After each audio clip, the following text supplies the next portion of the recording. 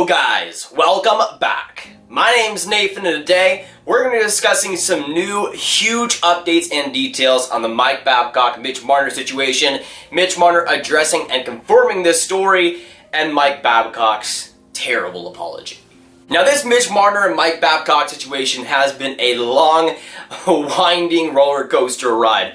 But in the past couple of hours we've seen some big new info and a lot of new details. We got a Mitch Marner interview, we got a Mike Babcock apology, and a ton of stuff to go over. So what was said in the last couple of hours, what should we take from this, and what will happen next? For all my opinions and all the quotes, watch till the end to find out.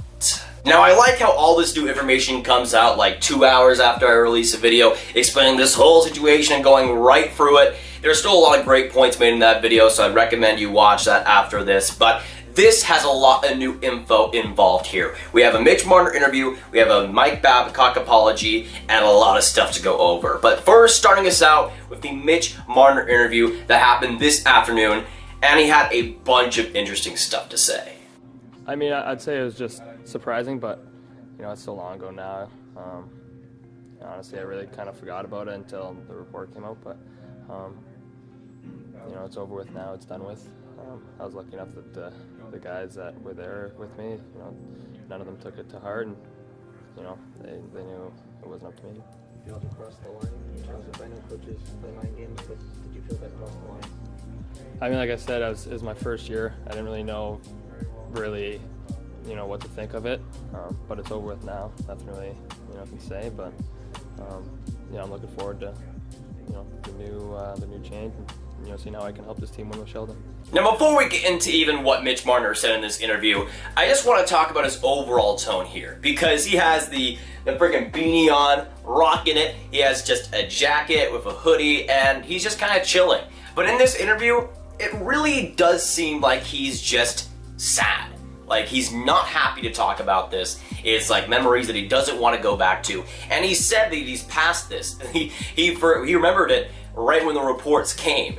And it might have been bad memories for him. It might have been something like that. But obviously for Mitch Marner, it's a situation that he doesn't like to talk about. And with all the information of him crying in front of teammates and how Mike Babcock treated him in his rookie year, I can't exactly blame him. Now there are a couple of huge quotes that in that interview Mitch Marner said surrounding his teammates. The first one being this: "It was just surprising. I was lucky enough to have the guys that were there with me. None of them took it to heart and they knew it wasn't up to me." Now this is Mitch Marner's thoughts on the teammates for the Leafs not holding it against him. He said this: "It was huge for a first year guy. I didn't really know what to think, but I was lucky enough to have the first year group with me, and our team was very tight and very well knit together. That was a very lucky situation." Now for the most part, this is a pretty bare bones couple of quotes here, but one of the most interesting things about this is the term lucky in this statement. You know, I was lucky enough to have the first year grouper with me, there was a very lucky situation, and I agree 100%. But saying that it's lucky, it's almost like he's saying that he's lucky that he got out of that situation, that he got out of Mike Babcock in the end. Obviously that's not what he's going for, but kind of I can see the hints of that. And I think I agree with that statement because obviously the teammates wrapped around him in that season. It was still a successful season for Toronto.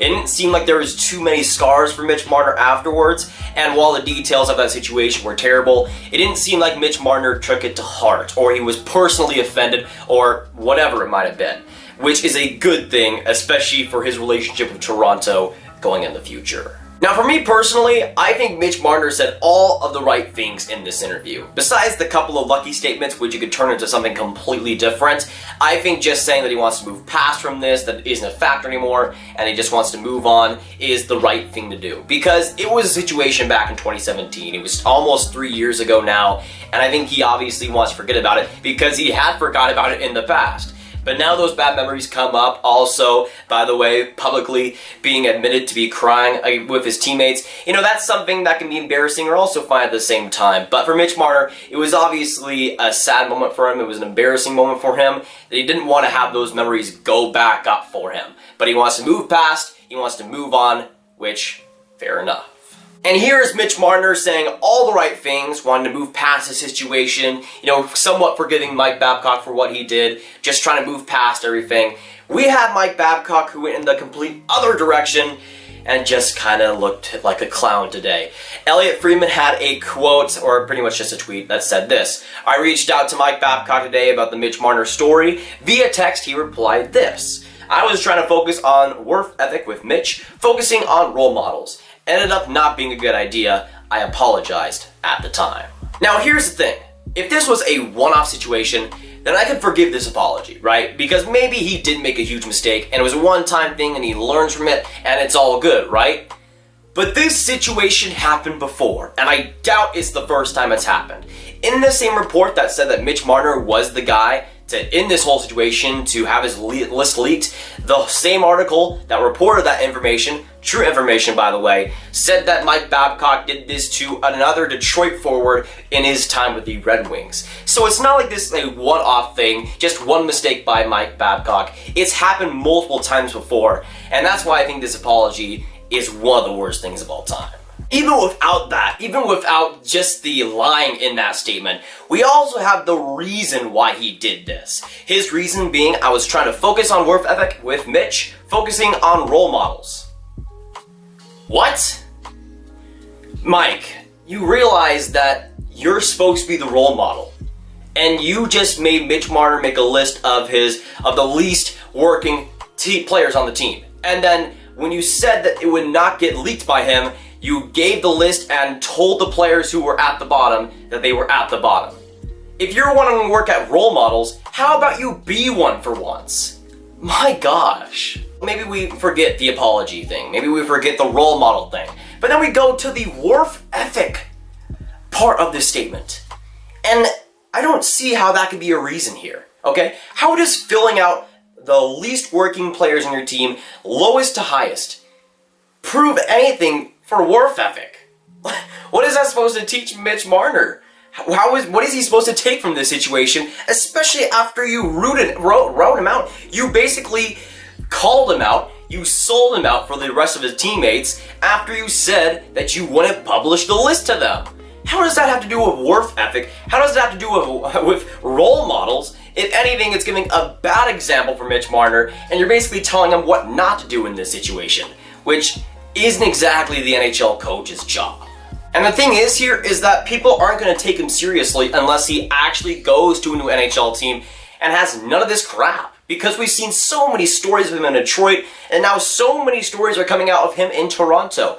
I just can't imagine if he continues to do stuff like this, that he goes to like Seattle or something, gets fired in 3 years, and he says that like he made a player cry on that team. I don't know what's even going to happen at that point. Unless he actually learned from his mistakes, which Mike Babcock hasn't done as an NHL coach or a person so far, I don't know why we should take his apology seriously. He hadn't learned in Detroit, he hasn't learned in Toronto, and right now he's just unemployed, as he should be. But here's the thing, there is a small part of me that is really hoping that he is actually meaning this and actually going to change. I know it's crazy, Mike Babcock and changing, it doesn't happen.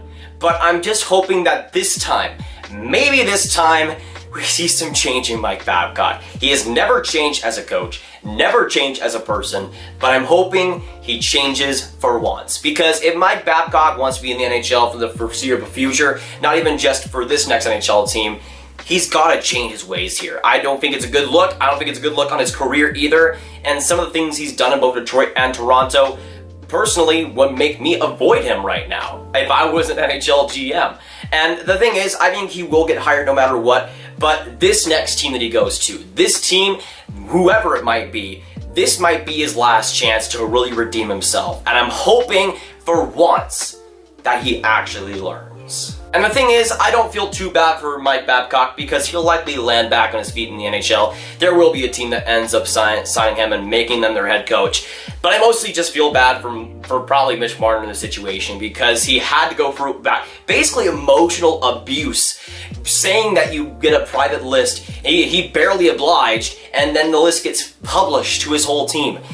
To go through that kind of stress, to go through all of that, I can't even imagine. I couldn't even be thinking to be in that spot because it is that crazy and it is that barbaric almost. He's had to go through all that and sign a contract in Toronto, a contract that had Mike Babcock as the head coach for the foreseeable future, and I couldn't even imagine what that would be like for him.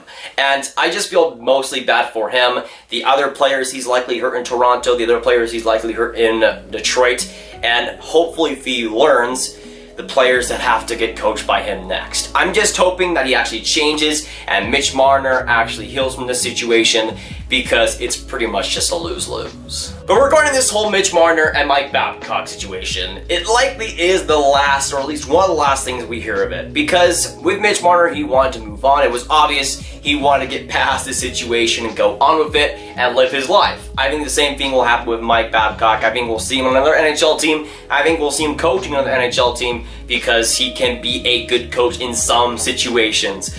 But with Toronto, obviously, with all the things that's come out recently, it's just not been the case. I think we'll see some new stuff on Mike Babcock. I'll likely be making videos on the new info. But for right now, I think we can probably put it to rest. But of course, with this video, I need to hear y'all's thoughts down in those comments down below. So let me know what you think about this whole Mitch Marner and Mike Babcock situation. What do you think about the new updates, the Mitch Marner interview, Mike Babcock's apology, and everything in between? But if y'all want some more Grav videos, I would suggest you watch this video right here, where I discuss Sheldon Keefe, his first few games with the Toronto Maple Leafs, and my first impressions. But that'll be it for today, guys. If you guys enjoyed this video, make sure you hit that like button, hit that subscribe button, and hit that notification bell if you haven't already. Again, comment down below your thoughts on this whole crazy, wacky situation, and make sure you're sharing this video with your friends, boys. Get the truth out there, because it is coming. My name's Nathan, and I'll see y'all in the next video or stream. Goodbye.